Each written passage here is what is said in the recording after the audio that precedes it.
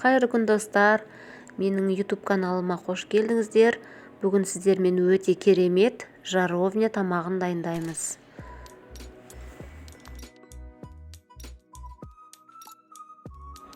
Ең алдымен етімізді дайындаймыз.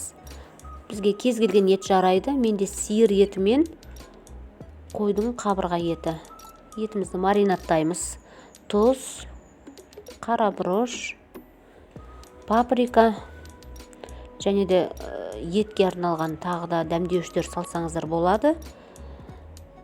Осыған минералды су құямыз және кинза, киви, лимон турап, жақсылап араластырып маринадтаймыз.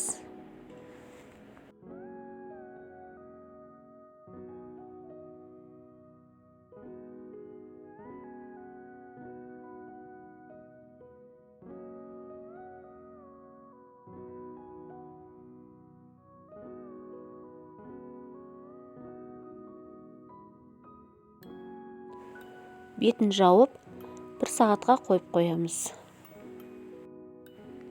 Етіміз маринадталып болғанша картоп пен сәбізді әдемелеп турап, үстіне тұз, паприка, чесночный масло және азырақ май құйып, жақсылап араластырып, 180 градус духовкада пісіріп аламыз.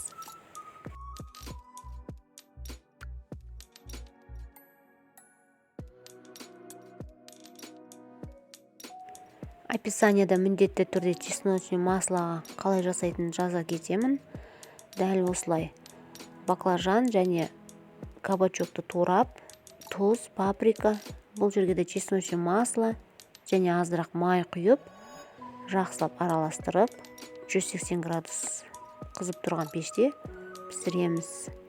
Енді етіміз дайын болды. Ыдысымызға азырақ май құйып, маринадталған етті саламыз. 1-1,5 сағат өзінің суы тартылғанша бетін жауып, жақсылап бұқтырамыз.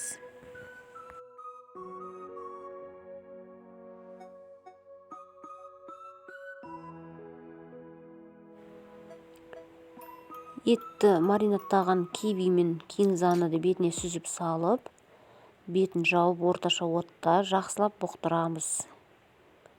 Тұз, басқа ештеңе салмаймыз, себебі бағана маринадталғанда салдық. Етіміз біраз бұқтырылды. Енді осының үстіне пияз турап саламыз. Пиязымызды турап салып, тағы да 1 сағаттай бұқтырамыз.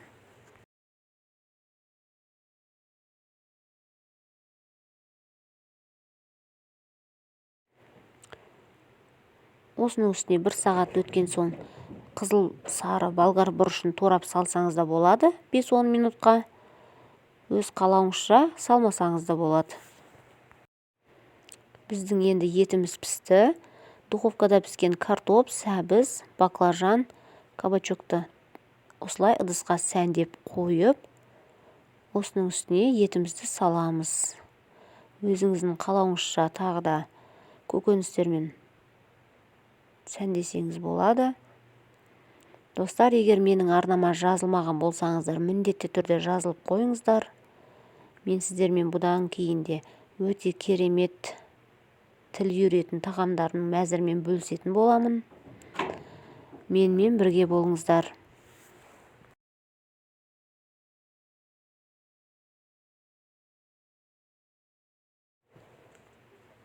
Жаровняны міндетті түрде жасап көрсеңіздер болады. Ер азаматтарға әсіресе өте қатты ұнайды, себебі өте тойымды әрі өте дәмді тамақ.